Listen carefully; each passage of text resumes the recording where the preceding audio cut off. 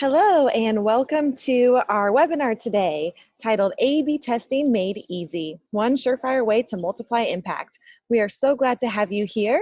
Our speaker today is Josh Kishork, Director of Marketing at 5Q Ingenuity. We have a couple housekeeping things I just want to mention before we get started. The first one is this webinar will be recorded and sent to you in a follow-up email.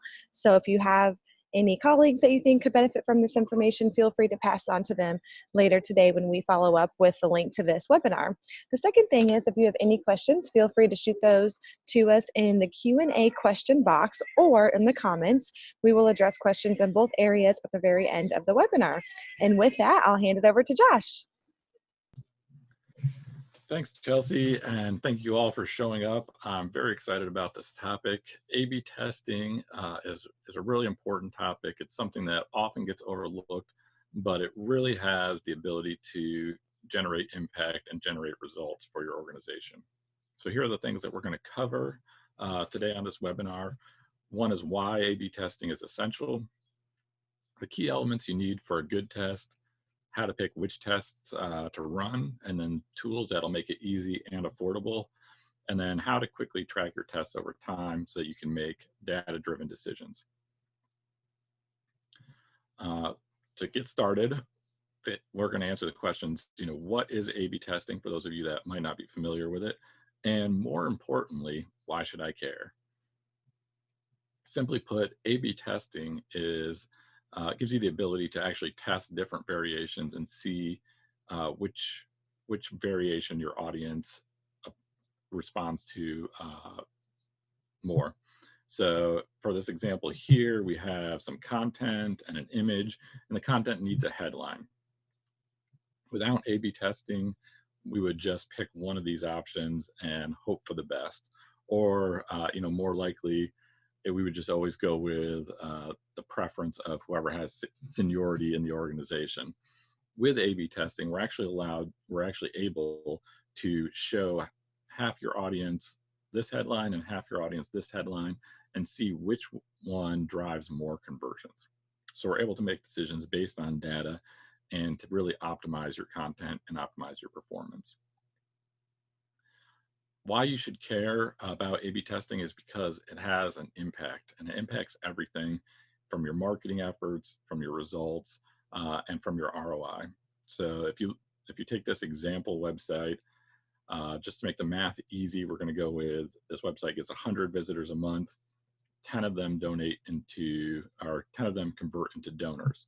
If you wanted to set a goal of doubling your number of donors, you really have two options. One would be to double your traffic, and that comes with a high price tag. If you're paying per click or paying for banner ads, that type of thing to drive your traffic, doubling your traffic can get really expensive really quick. The other option is to focus on A/B testing, focus on conversion rate optimization, and that will enable you to get more donors from the same traffic that you already have. And the effect that this has is, it works within limited budgets or even free budgets because many of the tools that you're already using have A/B testing built in. But two, it'll also help you get that budget to double your traffic. So it gives you twofold in growth, because if your cost per donor gets cut in half, then suddenly those marketing efforts become much more profitable and much more budget gets freed up to help you grow your organization and grow your impact. And while doubling your conversion rates might sound like a monumental task, the results are real and it's not as hard as you think. So this is actually a chart showing the A/B test we ran on subject lines for the promotional email announcing this webinar. And you'll see that the B variation actually had a 30% higher open rate than the A variation. And we were able to send this out through MailChimp and test it on a small portion of the email list. And then the winning result got sent to all the rest. So we were able to see 30% growth in engagement rate and people reading our emails just from this one test. So if you're able to continue testing over time and run tests on multiple things such as your email, your website, your ads, you'll find that those results are achievable and it's much easier than you think. The two main ingredients for running a successful test are one, website visitors, and that's because you have to hit a volume of conversions that meets statistical significance. And I'm showing the screenshot here so you can see 10 conversions versus 15 conversions. This result is not significant, even though the second variation got a full 50% higher conversion rate. It's still within the margin of error because the sample size is too small. I'm not going to go into the details of the calculations because I love A/B testing, but even that can get a little tedious and boring. I will say that just about every tool out there that does A/B testing has these calculations built in for you, so you don't have to worry about the math behind it. You can always look it up if you would like. The A/B test guide, I showed the screenshot because it has this calculator where you can actually put in whatever numbers you want and see how that would impact that. So if you need a free tool to help kind of forecast and wrap your head around it, this is a great one. And again, that's A/B test guide. The second requirement is time. And before you start panicking, because I know everybody that works at a nonprofit or ministry is pressed for time, this time is mostly involved in letting the data collect. So it really is pretty easy to set up a test and then let it run until it collects enough data. And the one caveat to this is, if you're running a campaign, an A/B test that's not necessarily time sensitive. So for example, the email subject lines that we sent out, we wanted to know which one would get the best result right now. So we didn't have to worry about things like business cycles or any other time-related items that will skew your results, because we wanted instant feedback. So time is really more a factor in long-term conversion rate optimization rather than small campaigns such as email testing. And the reason time is important is because you want to get a representative sample. So you can see this is actually data by days of month, and it's taken over 6 months as a sampling. And you can see in those 6 months, almost all of the donations occurred in the last 15 days of the month, and almost none occurred in the first 15 days. Your business cycle might not look like this. Your business cycle might be much shorter. It might be much longer. But if you were to run a test the first 5 days, say the first 5 days of the first week of the month, the results you get might not be representative of the results you get for the last 5 days. So if your business cycle looks like this, you might want to consider running your tests for a little bit longer to make sure your data is not skewed by any business cycle trends. And then it also depends on what you're testing. If you're testing overall website changes, you'll see that this sampling of data shows that the percentage of desktop traffic on Sunday compared to Tuesday or Wednesday is significantly different. So if you only ran your test on Sunday, you might end up with different results compared to Wednesday, when there's a lot higher percentage of desktop traffic. So you want to look at the data behind your business cycles, behind what you're testing, and you can pull this information right out of Google Analytics. It's freely available, and that will help determine the length of time you need to run your test. And you'll see, the mobile traffic is pretty much steady throughout every day of the week, so you may be able to run that for a little bit of a shorter test if you're only testing mobile traffic. So knowing what you're testing, knowing your data, knowing your business cycles will help you to determine how long you need to run your test for, and then also how big of a sampling size you need to determine statistical significance. So now you know the key ingredients. The next question is, how do I pick the correct test to run? Well, there's a few key factors that you want to keep in mind. One is a high level of visibility. And this one is really important because you want to get to that volume level of traffic for statistical significance, but also you want your impact of of the results of your test to impact as many people on your site as they can. So a lot of people are worried about testing things, so they might test really small elements of their website. A page that gets say 10 results or 10 visits a month because it's a fairly obscure page, but maybe it has a 10% conversion rate. Well, if you look at that and you say, this test is only impacting 10 people a month, what if we double our conversion rate? What if it has 100% improvement? Well, that still is only one additional donor a month. But if you look at the homepage or something like that, that has 100,000 visitors a month, and you're able to even get a 10% increase in conversion rate, you're going to see a whole lot more donations from that and a whole lot more impact. So a lot of people are nervous about testing high visibility areas. Really, you're going to want to test those out first and test those out often. The next thing is you want to make sure it aligns with your key performance indicators. So if you're running a campaign, you want to make sure you're running it for a specific reason. And maybe it is getting email open rates up. If you want email open rates to increase, you probably don't want to be testing your email content, because if they're going to read the content, then they're already they've already opened the email. So you want to make sure that the key performance indicators you pick align with what you are testing. And then you want something that promises to overcome a weakness. So again, say you want to run 2 tests on your website, one to increase your email subscription rate and one to increase your donation rate. Maybe your email subscription rate is already really high, say 15% of people come sign up. That's outrageously high if you're getting that well done.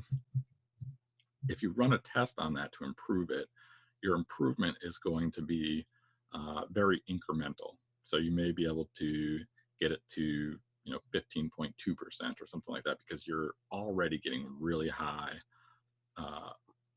conversion rates. Let's say your donation is getting 0.5% conversion rate. There you have a lot of room for improvement and a lot of opportunity for growth.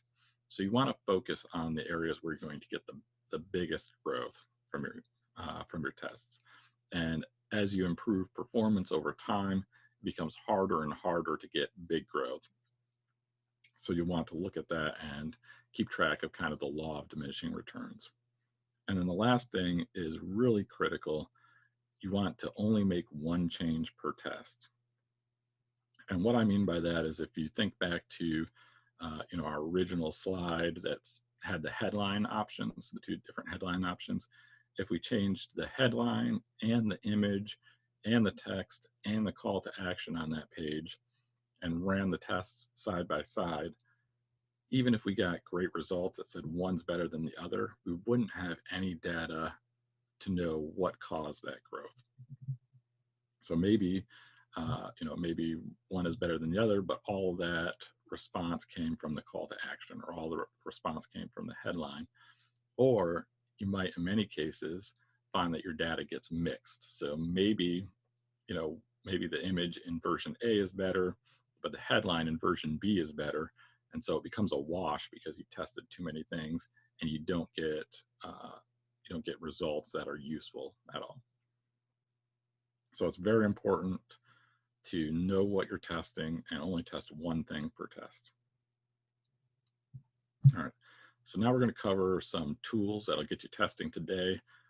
It's really critical to do this testing and to do it ongoing. So we want to get you up and running as fast as possible. And the first one is your email provider.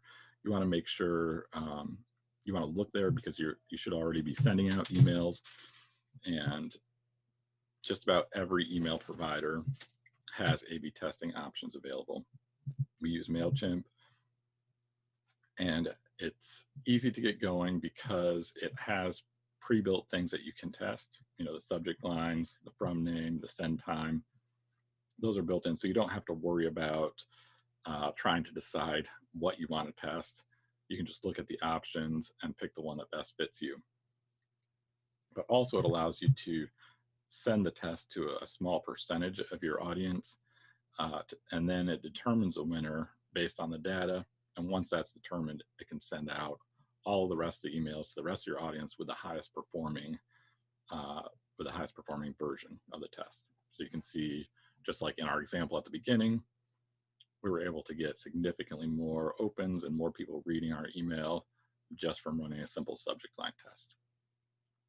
So look at your email provider and the tools that you already use to start testing.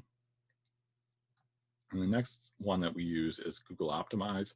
This allows you to do full A/B testing or multivariate testing on your website. So if you want to change something in your navigation bar, you can test that. If you want to change, a logo out on every page of your website, you can test that pretty easily with Google Optimize. It has a free version and a paid version. For most people, the free version is sufficient, which is why we like it and recommend it, but it also integrates with your Google Analytics account. So if you have saved segments in those accounts, and if you have goal conversion set up or events, you can actually trigger, you can actually set the conversion for the A/B test to be any of those events. So it makes it really easy, and it makes it really easy to test, but it also makes it really easy to align with your key performance indicators, as we discussed before. And then the third one is Journity. This one we recommend highly because it's our tool that we built in-house, and we built it specifically for helping nonprofits. Based out of our agency work, we found that there was a need specifically for nonprofits. And this allows you to send messages either through overlays or slide-ins, those types of things, as well as embedded content, and allows you to test. It's really easy to set up, especially if you have a WordPress website. We have a plugin, so it doesn't even take a programmer to access the code. You can just do it right through the WordPress admin, and it allows you to start testing and start collecting audience segment data right away. So how to track and manage your tests. Our rule of thumb is to keep it really simple, and we love to track things through Google Docs or Google Sheets. And one of my favorite things about this is it actually allows you to put in predefined answers, predefined results. So I can put in, one is for journal. You can see test the call to action, headline, background image, all of these things, and I can standardize that. And then when I add a new one, I just have to select it from the drop-down menu and select all these options. And then once the test is done and I put in the views, clicks, and conversions, it's all set, and I can easily see at a glance, what types of tests I've run and how they performed, and get good trend data based by having them all in one place. And so this is very easy to set up, takes a few minutes to set up, and then you can also share it with anybody who is running campaigns, and they can add to it, which makes it easy to keep all your data in one place and keep everybody updated. The other thing I like about standardizing it by putting these pre-selected options is it can show weaknesses in what you're testing and help drive what your next test is. So for example, this is a chart created off of the sample data that I put into the spreadsheet, and you can see the person that was creating these tests pretty much always tests the call to action or the headline, but rarely ever does images, the featured image or the background image, or test the locations. So it's really easy to look at this at a glance and say, hey, we always test the call to action. maybe our next test should be changing the location of the message, or maybe our next test should be changing the background image because we haven't tested that often. And so that'll allow you to actually, continue testing things that are going to have a bigger and bigger impact over time, rather than running into those walls where you hit the diminishing returns. And that is, an overview of A/B testing and how to get started. If you'd like to get started today, again, I'd recommend looking at your email provider, looking at the tools that you already use, because you probably have A/B testing built in, and those have customized options for what you are able to test. So it makes it really easy to decide.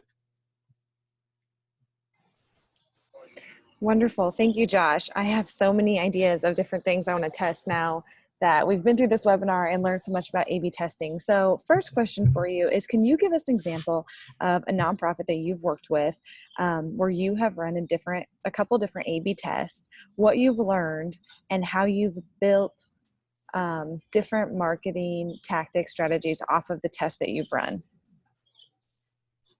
Yeah, absolutely. And, I can't give specifics because I don't want to give out, other people's data. But a lot of things that we test, especially within Journity, we've run literally hundreds of tests for clients. One thing to test is your call to action. A lot of times, marketers in particular, and I'm guilty of this as well, try to use, flowery and creative language, and that gets confusing to people. They often sometimes want just a direct, direct response. So one of the things that we test often is, different calls to action that would be, show your support versus say, donate now. Something that's direct versus something that's more emotional appeal, that type of thing. And running those tests you'll find they'll be different based on your audience and how your audience responds. But you can typically run those tests with different variations that focus on direct versus emotional, or direct versus creative content. And that will lead to consistent results over time.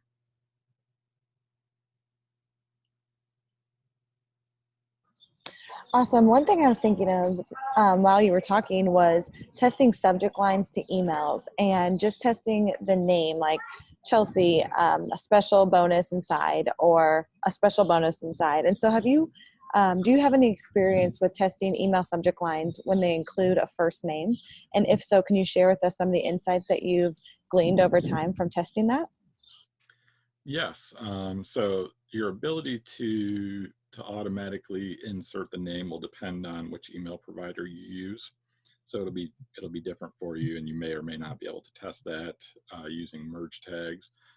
But we have found that personalizing it, and the more personalized you can get, the better results you get 100% of the time. I cannot think of a single test that we've run where having somebody's name versus not having somebody's name, the less personalized performed better, which is a big reason why we created Journity, which allows you to personalize your content in real time on your website. And we created that specifically because we've seen results from personalization, and we really believe that the more personalized you can get, the better.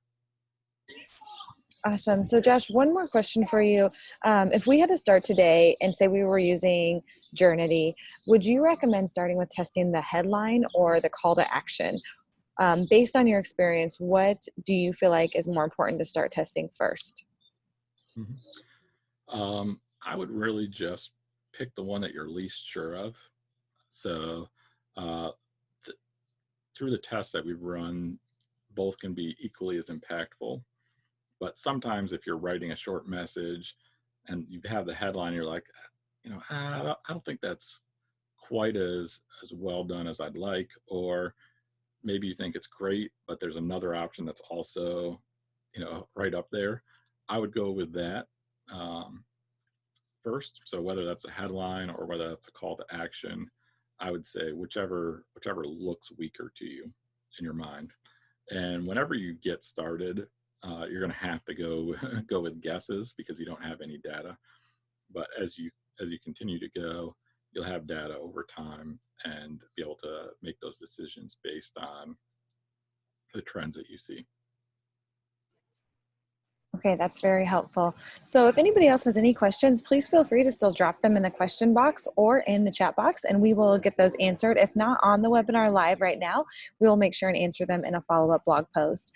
Josh, one last question I have for you that just kind of came to mind here as we've been chatting and you've been answering the previous questions is, what would you do if you only had a couple subject lines and you knew that your open rate was low and you wanted to improve it? How do you start brainstorming a subject line that will make somebody click on that email? Can you give us just a few pointers, really actionable things that will help us write better subject lines? Mm-hmm. Yeah, so I test, depending on the audience, you might want to test out brand recognition. So you might want to say, put the name of your organization in there versus not having the name of your organization in there to see if they have a brand affinity. You may want to test out something that is, statistical versus something that's emotional to see if they respond better to data versus, uh, you know, more fuzzy impact type feelings. And then also, you know, focus on what you think they're looking for. So maybe they need a cause to support, or maybe they need um, to be a part of a cause type thing. So test different segmentation, if that makes sense. Yeah, absolutely. So just a follow-up question to that, how many, on average, the nonprofits that you work with, how many nonprofits are actively doing A/B testing, and how many do you see not doing A/B testing but could definitely benefit from A/B testing? So all of the ones that we work with, we highly encourage A/B testing and oftentimes run the tests for them. So I believe every organization we work with is involved in them. I would say a large percentage of them did not do A/B testing before we started working with them. So I, I would guess that probably most are not involved in A/B testing, and then 100% should be. That goes right back to the impact that we started with. If you can get more donors, more volunteers, more email subscribers from the traffic that you already have, you're really going to be using your resources more wisely and more effectively. Okay, that's very helpful. Thank you, Josh. And with that, those are all the questions that we have today. So I will hand it back over to you to wrap it up. All right, sounds good. And so, just so you know, if you're looking at this and you have some great ideas, or if you're still unsure, we want to make sure that, again, you're up and running in A/B testing as quickly as possible. And so we can have your first test running with Journity as quick as today, as soon as today.